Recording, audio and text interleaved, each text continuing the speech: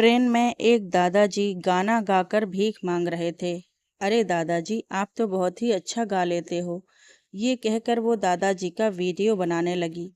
तभी दादाजी बोले, बेटा, समय सब सिखा देता है। पहले मैं शौक से गाता था, लेकिन आज दुख से गाता हूँ।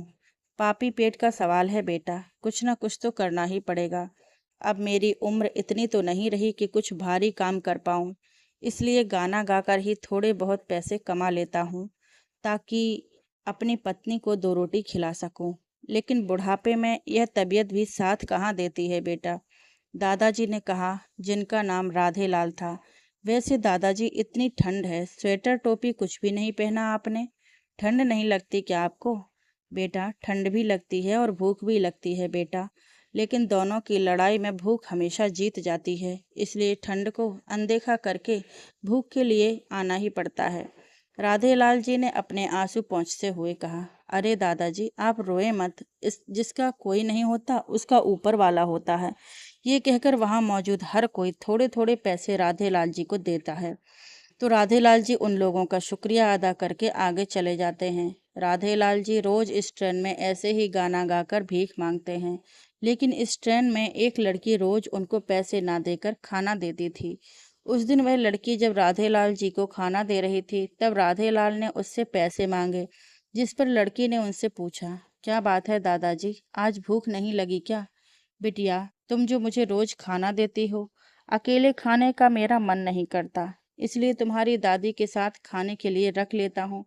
पर जब तक तुम्हारी दादी तक पहुँचता हूँ, ये खाना खराब हो जाता है। तो इससे हम खाना नहीं खा पाते और दिन भर में बस इतनी कमाई हो पाती है कि सिर्फ एक जन का ही पेट भर सके। इसलिए पैसे मांगा बिटिया, राधे लाल जी ने नम आंखों से कहा। वह लड़की राधे लाल जी की बात सुनकर उन्हें 100 रुपए दे देती है। पर वह सोचती है, क्या पता ये सब सच बोल रहे हैं या झूठ। कौन जाने ये पैसे कमाने का नया तरीका हो उनका। ट्रेन के लास्ट स्टेशन पर दादाजी उतरते हैं और साथ में वह लड़की नायरा भी। वह राधे लाल की बात को जांचने के लिए उसका पीछा करने का सोचती है। वह उनके पीछे जाती है और देखती है स्टेशन के बाहर एक पुल के नीचे एक फटे हाल तिरपाल लगा हुआ है, जिसके अंदर राधे लाल जी चले जाते हैं। अंदर एक बूढ़ी औरत बैठी है, जो दिखने में काफ़ी कमज़ोर हो गई और कई दिनों से भूखी लग रही थी। दादाजी उस बूढ़ी माँ के साथ बैठकर पैसे गिनने लगते हैं। उनकी हालत देखकर नायरा की आंखों में आंसू आ जाते हैं। नायरा एक समाज सेविका थी और एक संस्था से जुड़ी थी, इसलिए उसने तुरंत अपने संस्था के लोगों को फ़ोन करके उन बुजुर्गों के लिए गर्म कपड़े मंगवाए, क्योंकि इतनी ठंड में दोनों एक फटी चादर पर बैठे थे। तिरपाल भी इतना फटा था कि शायद ही कहीं से उनका बचाव हो पा रहा था। थोड़ी देर में नायरा के संस्था के आदमी वहां सारे सामान के साथ पहुंच जाते हैं। नायरा और कुछ लोगों को वहां देखकर राधे लाल जी चौंक जाते हैं और नायरा से कहते हैं, क्या बात है बिटिया, तुम यहाँ? मैंने तुमसे पैसे मांगे तो तुम यह देखने आई होगी कि मैंने सच कहा या झूठ। देख लो बिटिया, कुछ भी झूठ नहीं कहा मैंने। हम गरीबों को 2 वक्त की रोटी तो क्या, पहनने या सोने के लिए एक फटा कपड़ा भी नसीब नहीं होता है। कहते कहते राधे लाल जी बिलख पड़े। अरे नहीं दादाजी, मैं तो आप जैसे लोगों की मदद करने के लिए ही हूँ। मैं हर रोज आपको ट्रेन में देखती थी, पर आज आपकी मदद के इरादे से ही आपका पीछा किया। दादाजी, ये लीजिए आप दोनों के लिए कुछ गर्म कपड़े, और अब आप लोग यहाँ नहीं रहेंगे। चलिए आप दोनों हमारे साथ, नायरा ने कहा। कहाँ बिटिया? राधे लाल जी ने आश्चर्य से पूछा। दादाजी, हमारे वृद्धाश्रम, जहाँ आप जैसे कई लोग रहते हैं। आपको वहाँ कोई तकलीफ नहीं होगी, नायरा ने कहा। पर बिटिया, अगर मैं गलत नहीं हूँ तो वहाँ के भी कुछ खर्च होते होंगे ना, क्योंकि हमने सुना है कि बिना कोई खर्च के वहाँ रहने को नहीं मिलता, और जब उनके बच्चे कोई खर्च नहीं देते तो वह भी उन्हें निकाल देते हैं। बिटिया, कहीं ऐसा ना हो कि कुछ दिन रखने के बाद हमें वहाँ से निकाल दिया जाए और ये जगह भी हमारे हाथ से चली जाए। बड़ी मेहनत से तो ये त्रिपाल का जुगाड़ लगाया है। बिटिया, मैं तो कहता हूँ तुम लोगों ने गर्म कपड़े दे ही दिए, बस हमें और कुछ नहीं चाहिए। हमें यहाँ कोई दिक्कत नहीं। राधे लाल जी ने हाथ जोड़कर कहा। अरे दादाजी, वहाँ से कोई नहीं निकालेगा आप लोगों को, क्योंकि आप लोगों के खर्च के लिए हम चंदा उठाते हैं। आप ये सब मत सोचिए और चलिए हमारे साथ। पर दादाजी, क्या आपके परिवार में और कोई नहीं है? आप लोगों के बच्चे कहाँ हैं? नायरा ने कहा। अब क्या ही कहूँ बिटिया, 3 बेटे हैं हमारे और सारे अच्छे खासे काम भी करते हैं, पर हम तो अब किसी काम के नहीं रहे, तो वह अब हमारे काम क्यों आएंगे? राधे लाल ने कहा। यह सब सुनकर बड़ा दुख होता है दादाजी। बच्चे जब छोटे होते हैं वह भी तो किसी काम के नहीं होते, पर फिर भी माता पिता उन्हें अपने हर काम को छोड़कर उन पर ध्यान देते हैं। कभी कभी तो उनका भविष्य अच्छा बनाने के लिए माँ बाप इतना काम करते हैं कि उनकी चप्पल तक घिस जाती है, और फिर वही बच्चे बड़े होकर माँ बाप को बोझ समझकर अपने से दूर कर देते हैं। पता नहीं कहाँ लुप्त होती जा रही है हमारी संस्कृति। एक वह समय था जब श्रवण कुमार अपने अंधे माता पिता को ढोकर भी नहीं थकता था, और एक आज का समय है। नायरा ने कहा। बिटिया, सच कहा, आज के जमाने की सोच बड़ी अलग है, पर मैं तो हैरान हूँ, इस जमाने में तुम भी तो हो ना, एक अच्छी इंसान। फिर सभी एक आश्रम में पहुँचते हैं, जहाँ पर दोनों के रहने की व्यवस्था पहले से होती है। दोनों वहाँ आराम से ही रह रहे थे, लेकिन एक दिन राधे लाल जी ने वहाँ कुछ ऐसा देखा कि उनके पैरों तले से जमीन सरक गई। उन्हें अपनी आंखों पर विश्वास नहीं हो रहा था। उन्होंने कहा, अनुपमा, जल्दी से अपनी पोटली बांधो, हमें चुपचाप यहाँ से निकलना पड़ेगा, वो भी अभी के अभी। पर क्यों जी? रात भी इतनी हो गई है, कहाँ जाएंगे हम? अचानक हुआ क्या, बताइए तो सही, अनुपमा ने कहा। अभी कुछ भी बताने का समय नहीं है। अरे मैं तो कब से सबके सोने का इंतजार कर रहा हूँ। तुम पोटली बांधो बस और चलो। फिर दोनों चुपचाप रात के अंधेरे में निकल जाते हैं और वापस उसी पुल के नीचे आते हैं तो देखते हैं वहाँ सड़क बनने का काम चल रहा है, और उनकी जगह पर रेत सीमेंट गिट्टी यही सब पड़े हैं। ये लो, अब हम कहाँ जाएंगे? पता नहीं आपको भी कौन से दौरे आते हैं। इतने अच्छे तो थे वहाँ पर हम लोग, रहने खाने का भी भगवान ने इतना अच्छा बंदोबस्त कर दिया था, पर फिर आ गए ठंड में यहीं मरने, अनुपमा ने गुस्से में कहा। अनुपमा, मेरे वहाँ से आने का कारण अगर तुम्हें पता चलेगा ना, तो तुम भी कहोगे कि मैंने ठीक किया। मतलब जरा साफ साफ बताइएगा, अनुपमा ने पूछा। मतलब ये कि वह लड़की जो हमें यहाँ से लेकर गई थी, वह कोई और नहीं, हमारे आलोक की बेटी है। तुम्हें तो पता ही है आलोक हमारे साथ क्या करता था और क्या करने की सोच रहा था। अब उसने अपनी बेटी को भी यही सिखाया होगा। एक बार तो हम वहाँ से भाग गए, पर हर बार भाग पाएंगे यह जरूरी नहीं। मैं तो कहता हूँ हमें इस शहर को ही छोड़कर चले जाना चाहिए। क्या वह आलोक की बेटी थी? पर आपको कैसे पता चला? जब हमने उसे आखिरी बार देखा था तब तो वह काफी छोटी थी, फिर आपने उसे कैसे पहचाना? अनुपमा ने कहा। उस दिन हमें आश्रम में छोड़ने के बाद जब वह वहां से निकली तो मैं उसे धन्यवाद देने के लिए उसके पीछे गया। तब मैंने उसे इस आश्रम के गेट के बाहर आलोक से बात करते देखा। यहाँ के लोगों से पता करने पर पता चला कि वह उसका पिता है। मुझे समझते देर नहीं लगी कि यह लड़की मुझसे इतना मीठा मीठा क्यों बोल रही है। जरूर इसके बाप ने ही भेजा होगा। पर वह जो आश्रम में ले गई थी वह तो सच था ना, अनुपमा ने कहा। तो इससे क्या फर्क पड़ता है अनुपमा? अब हमारा विश्वास जीतने के लिए यह सब तो करना ही पड़ता ना। और कौन जाने इसके बाद वे लोग हमारी दुर्गति करने की ही सोच रहे हों। चलो अनुपमा, जल्दी हमें रातों रात यह शहर छोड़ना पड़ेगा। अरे लगता है बुढ़ापे में आपका दिमाग सठिया गया है। हमारी उम्र जानकर भी आपको लगता है हम पैदल ही शहर से निकल पाएंगे, वह भी रात के अंधेरे में? अगर रास्ते में पुलिस ने रोक लिया, हमें चोर डाकू समझकर कहीं अंदर न कर दें हमें, अनुपमा ने कहा। हाँ, ये बात भी सही है तुम्हारी। चलो यहीं सड़क के किनारे ही थोड़ी देर आराम कर लेते हैं, रोशनी होते ही चल पड़ेंगे। ये कहकर राधेलाल और अनुपमा वहीं बैठ जाते हैं और अपनी पिछली यादों में खो जाते हैं। राधेलाल और अनुपमा जी के 3 बेटे हैं, राहुल, संतोष और आलोक। तीनों भाई और राधेलाल अनुपमा एक ही साथ रहते हैं। राधेलाल की एक बड़ी कपड़े की दुकान थी, वो भी बाजार के बीचों बीच। तीनों बेटे वहीं दुकान पर ही काम करते थे। दुकान में हमेशा इतनी भीड़ होती थी कि वह लोग बारी बारी से खाना खाने जाते थे। अनुपमा हर दिन चारों का इंतजार करती। बड़ा खुशहाल परिवार हुआ करता था। पैसों की कोई कमी नहीं थी, पर फिर भी अनुपमा खाना खुद ही बनाती थी। उनकी तबीयत अक्सर खराब रहती थी, जिस पर खाना बनाने वाली को रखने की बात भी होती, पर अनुपमा नहीं मानती थी। हर काम के लिए नौकरानी थी, पर खाना बनाना और खिलाना वह अनुपमा जी ही करती थी। समय बीतता गया और तीनों बेटों की शादी हो गई। तीनों बहुएं शिखा, रिया और कोमल पहले तो मिलजुल कर रहती थीं, फिर धीरे धीरे आपसी रंजिशें बढ़ने लगीं और परिवार अंदर ही अंदर खोखला होता चला गया। बात बात पर झगड़े होने लगे। इसको देख देख कर राधे लाल जी भी बीमार पड़ गए और उन्होंने बिस्तर पकड़ लिया। इसके बाद तो हालात और भी बदतर हो गए। तीनों भाइयों ने दुकान की कमाई को चुराना शुरू कर दिया और अंत में दुकान बंद करना पड़ गया। अब राधे लाल ने सबको अलग रहने को कह दिया और उसी घर में सभी ने अपना हिस्सा अलग कर लिया और रहने लगे। सबसे बड़ा सवाल उठा, माँ बाबूजी कहाँ और किसके जिम्मे में रहेंगे।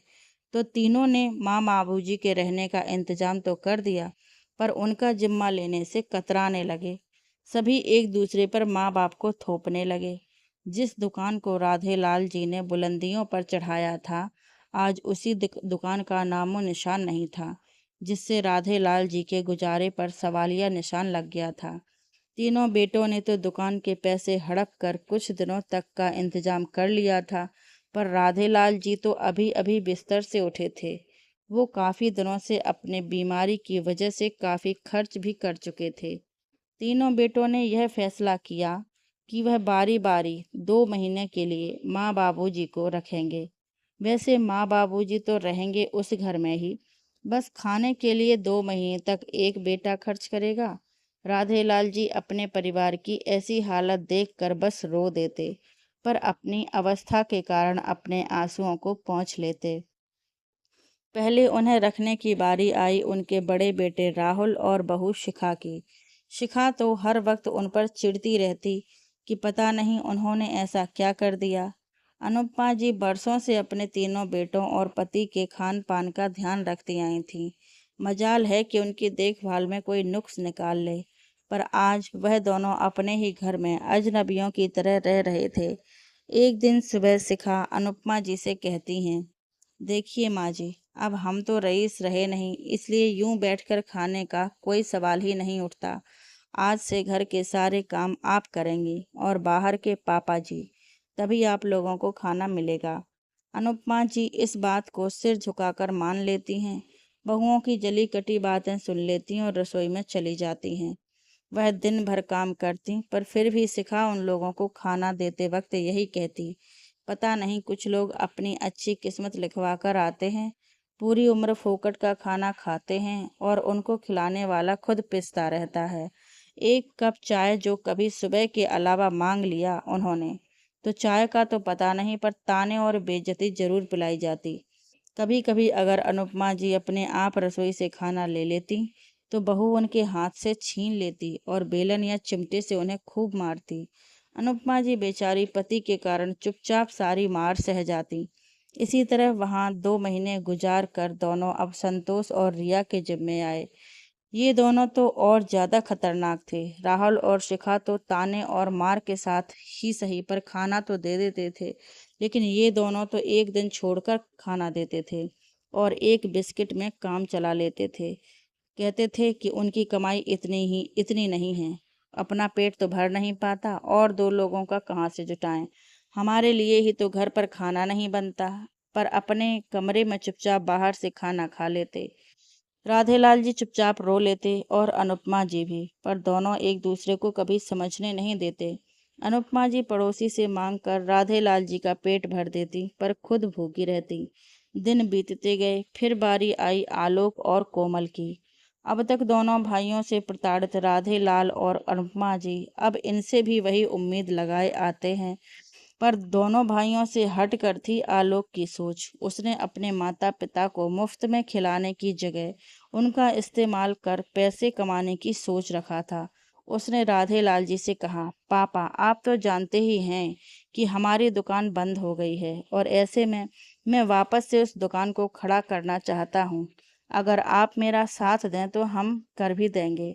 पापा भैया ने आप दोनों को बहुत सताया है, इसलिए मैं चाहता हूँ आप उनके पास दोबारा ना जाएं। आप हमेशा से सर उठाकर जीते आए हैं और आगे भी जिएंगे, इसलिए मैंने एक दुकान पर आपके लिए बात की है। कुछ नहीं, आपको वहां बैठकर बस वहां का हिसाब देखना है, जिससे जिसके लिए आपको तनख्वाह भी मिलेगी। और माँ को खाना बनाना पसंद है, तो माँ के लिए भी एक काम है हलवाई की दुकान पर।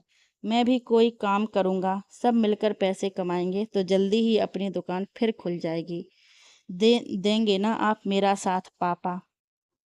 आलोक की बात सुनकर राधेलाल और अनुपमा जी खुशी से सोचने लगे कि चलो एक को तो हम अच्छे संस्कार दे पाए। यही सोचकर वह सारे राजी हो गए। राधेलाल जी और अनुपमा जी पूरी मेहनत और लगन से इस उम्र में काम कर रहे थे, पर राधेलाल जी बस आलोक की बातों पर विश्वास कर मेहनत किए जा रहे थे। इधर आलोक और कोमल अपने प्लान को सफल होता देख इतरा रहे थे। वे दोनों राधेलाल और अनुपमा जी के कमाए पैसों से ऐश कर रहे थे और आलोक जानबूझकर सुबह घर से निकल जाता ये कहकर कि वह भी काम पर जा रहा है और शाम को लौटता, पर वह दोस्तों के साथ जुआ खेल कर आता। एक दिन राधेलाल जी ने उसे जुआ खेलते हुए देख लिया और घर जाकर अनुपमा जी को सब कुछ बता दिया। चलिए जी उससे बात करते हैं, आखिर कोई गलत संगत में तो नहीं फंस गया ना, बहू को भी बताते हैं। ये सोचकर दोनों जैसे ही उनसे बात करने जाते हैं, पर वो जो सुनते हैं उसके बाद उनके पैरों के नीचे से जमीन ही खिसक जाती है। कोमल तुम्हारे दिमाग की तो जितनी तारीफ करूं उतनी कम है। भैया लोगों ने तो इन्हें बोझ समझकर अपनी जेब ढीली कर ली और वही हम इन्हीं से अपनी जेब भर रहे हैं। बस अब ऐसे ही इन्हें उल्लू बनाकर ये पूरा घर और दुकान अपने नाम करवा लें बस। भैया लोग से आधे दाम पर बेचकर फिर कमा लेंगे। सब देखते ही रह जाएंगे और यह जो ज्यादा नखरे दिखाएंगे तो आजकल बूढ़ों के हार्ट अटैक आना तो आम बात हो गई है। इनको भी कहीं ठिकाने लगा देंगे और हार्ट अटैक का नाम दे देंगे। बस एक बार दुकान वापस से आ जाए। ये कहकर दोनों हंसने लगे। राधेलाल और अनुपमा जी ये सब सुनकर दुखी होकर तुरंत ही घर छोड़ देते हैं। वे इतने दुखी हो जाते हैं कि उन्हें अपना घर दुकान कुछ भी अच्छा नहीं लगता उस वक्त, और घर से दूर सड़क पर रह लेंगे ये कहकर घर से रातों रात ही निकल पड़ते हैं, क्योंकि अब इन जैसी औलादों का चेहरा देखना नहीं चाहते थे। और तभी से इनके दिन सड़क पर बीत रहे थे। क्या पता कब ये हमें मौत के हवाले कर दें। ये सोचते हुए दोनों बिना किसी को कुछ बताए घर छोड़ देते हैं। दोनों यह रात भर सोचते रहे और वहीं सो गए। जब सुबह उनकी आंख खुली तो नायरा को अपने सामने खड़ा देख उनके होश उड़ गए। इससे पहले वह कुछ कह पाए, नायरा कहती है, क्या हुआ दादू, ऐसे ही चले आए? क्या सोचा आपने? आलोक की बेटी है तो बुरी ही होगी। दादू शब्द सुनकर दोनों हैरानी से नायरा को देखने लगते हैं। नायरा उनके गले लगकर रोते हुए कहती है, दादू मुझे शुरुआत से पता था कि आप मेरे दादू हैं, क्योंकि आप लोगों की तस्वीर देखी थी मैंने घर पर आपसे अजनबी बनकर इसलिए मिली क्योंकि मैं जानती थी कि आपको कि मेरे पापा कौन हैं ये पता चलेगा, जैसे आपने कल किया वैसा ही करेंगे। पर दादू जैसे आपने जाना कि मेरे पापा कौन हैं, वैसे ही यह भी जान लेते कि मैं अब अपने मम्मी पापा के साथ नहीं रहती। दरअसल बड़े ताऊजी, छोटे ताऊजी और पापा का आप लोगों पर अत्याचार हमने भी तो देखा है। कभी कुछ कहने की हिम्मत नहीं हुई क्योंकि हम छोटे थे, तो हमें दबा दिया जाता था। पर दादू मैंने इसको हमेशा अपने दिमाग में रखा और आज जब मैं अपने पैरों पर खड़ी हूँ तो आप लोगों को ढूंढ ही लिया। पता है दादू, पापा मम्मी ताऊजी ताईजी सारे लोग बस यही मानते हैं कि आप लोग मर गए हो, ताकि वह घर और दुकान पर आराम से रह सकें। पर अब शायद वह नहीं जानते कि सड़क पर रहने की बारी अब उनकी आने वाली है। क्या क्या कह रही हो बिटिया, हम कुछ समझे नहीं। राधे लाल जी ने पूछा। दादू आप अब एक आम इंसान नहीं हैं, ये देखिए आपका ट्रेन में गाना किसी ने वीडियो बनाकर इंटरनेट पर डाल दिया था, जिससे आप वायरल हो गए हैं और अब आपको लोग जानने लगे हैं। आप मशहूर हो गए हैं दादू। चलिए, अब आप लोगों को सड़क पर रहने की ज़रूरत नहीं। ये कहकर नायरा उन्हें अपना मोबाइल दिखाने लगती है, जहाँ एक बड़ा प्रोग्राम होता है और सिंगर के तौर पर राधे लाल जी को बुलाया जाता है। जैसे ही नायरा अपने दादा दादी को लेकर वहाँ पहुँचती है, सभी लोग उनके साथ ऑटोग्राफ और हाथ मिलाने के लिए उमड़ पड़ते हैं। राधे लाल जी की आवाज़ सुनने के लिए लोगों की भीड़ उमड़ पड़ती है। सब लोग इस उम्र में उनकी आवाज़ को सुनकर हैरान रह जाते हैं। देखते ही देखते वो सभी जगह मशहूर होने लगे और इतना मशहूर हो गए कि अपना घर, गाड़ी, नौकर, किसी चीज़ की कोई कमी नहीं थी।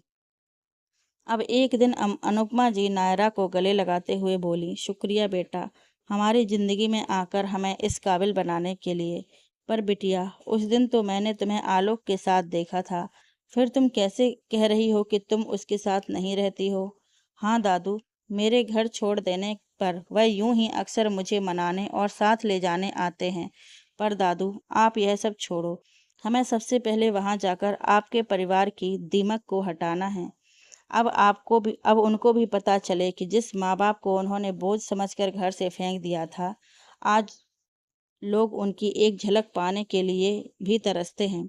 अब वक्त आ गया है उनके किए की सजा देने का। पता है, माता पिता होने के नाते आप लोगों को यह सब अच्छा नहीं लगेगा, पर अगर आप लोगों ने उन्हें अभी सबक नहीं सिखाया तो हर बच्चा अपने माता पिता के साथ ऐसा ही व्यवहार करेगा। कभी कभी माता पिता को भी कठोर बनना ही पड़ता है, नायरा ने कहा। मैं तो बड़ा हैरान हूँ, जो संस्कार हम अपने बच्चों को नहीं दे पाए, वो संस्कार हमारे बच्चों ने अपने बच्चों को कैसे दे दिए, अनुपमा जी ने कहा। नहीं दादी, ये संस्कार आपकी ही झलक है। आपके बच्चे तो इससे कोसों दूर हैं। उन्हें तो संस्कारों का सही मतलब भी नहीं पता। कुछ दिन बाद नायरा अपने घर पहुंचती है, जिसे देख आलोक कहता है, आ गई तू बेटा। कोई अपने माता पिता से कितनी दूर रह सकता है? माता पिता कभी अपने बच्चों का बुरा नहीं चाहते, पर बच्चे तो माता पिता का बुरा कर ही देते हैं ना, पापा, नायरा ने गुस्से में कहा। पर बच्चे तो माता पिता का बुरा कर ही देते हैं ना पापा, नायरा ने गुस्से में कहा। नहीं बेटा, तूने हमारा कुछ बुरा नहीं किया। अब तू आ गई है ना तो सब सही हो जाएगा, आलोक ने कहा। पापा, मैं अपनी नहीं आपकी बात कर रही हूँ। जो आप लोगों ने दादू दादी के साथ किया उसकी बात कर रही हूँ, नायरा ने गुस्से से उबलते हुए कहा। बेटा, जो हो गया सो हो गया। वे लोग भी बड़े मतलबी थे। अब रहने दो उनकी बातें। मरने के बाद किसी की बुराई नहीं करते, वरना तुम्हें आज हम बताते कि वह कैसे थे, राहुल ने कहा। पर ताऊ जी, आप लोगों से किसने कहा कि वह मर गए? किस दुनिया में रहते हो आप लोग? नायरा मुस्कुराकर बोली। क्या मतलब है तुम्हारा? राहुल ने तमकते हुए कहा। नायरा ने अपना मोबाइल खोलकर दिखाया तो सभी के पैरों तले से जमीन सरक गई। पिता का बंगला, गाड़ी देखकर मानो सारे बेहोश ही होने वाले थे। आज यहाँ आप लोगों के विचार और अपना हक लेने आए हैं। जरा हम भी तो सुने, कैसे थे हमारे दादू दादी? ये कहकर नायरा राधेलाल और अनुपमा जी को बुलाती है, तो जैसे ही उनकी कार बेटों के घर आकर रुकती है, उनको देखकर सभी की आंखें फटी की फटी रह जाती हैं। राधेलाल जी गुस्से में कहते हैं, सच में बड़े मतलबी थे हम, पर कभी मतलब की बातें ही नहीं समझ पाए। अब आज एक मतलबी बात कहने जा रहा हूँ। इस घर में मेरी पोती के अलावा सभी अपने रहने का इंतजाम कहीं और कर लें, क्योंकि एक हफ्ते बाद ये मेरा वही पुराना परिवार होगा, परा जिसकी मिसाल सब दिया करते थे। और अगर एक हफ्ते में अपना इंतजाम ना कर पाओ तो जहाँ इतने सालों तक हम रहे वह जगह अभी भी वही है, जाकर वहाँ रह सकते हो। तब शायद तुम लोगों को पता चले कि मतलबी लोग अब तक कैसे जी रहे थे। पिता की कठोर आवाज़ सुनकर सभी की बोलती बंद हो गई थी, तो तीनों बेटे बहू माता पिता के पैरों में गिरकर माफ़ी मांगने लगे। लेकिन नायरा ने गुस्से में सभी का सामान उठाकर घर से बाहर निकाल दिया और ताला लगा दिया घर को। नायरा बेटा, तू तो हमारी बेटी है, तू हमारे साथ ऐसे कैसे कर सकती है? नायरा मुस्कुराकर बोली, पापा, जब दादू ने ये घर मुझे दे दिया है तो मैं कुछ भी कर सकती हूँ। अब अपना बिस्तर उठाएं और सड़क के किनारे रहकर देखिए कि कैसे दादा दादी ने वहाँ जिंदगी बिताई थी। तब आपको उनके दर्द का शायद एहसास होगा। इतना कहकर नायरा अपने दादा दादी के साथ गाड़ी में बैठकर चली जाती है और सारे बेटे बहू बस ताकते रह जाते हैं।